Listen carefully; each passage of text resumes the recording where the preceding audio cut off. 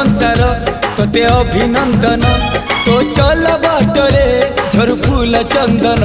तो चल बाटरे झर फूल चंदन समयर चक्का भौरी घुरे घुरे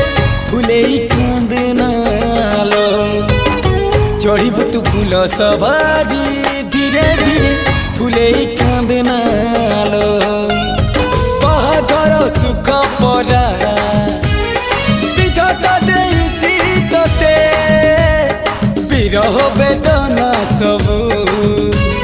सहिबाकु हवा मते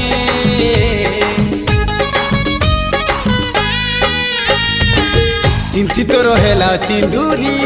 धारे धारे फुले कांदनालो चढ़ीबु तू फूल सवारी धीरे धीरे फुले कांदनालो।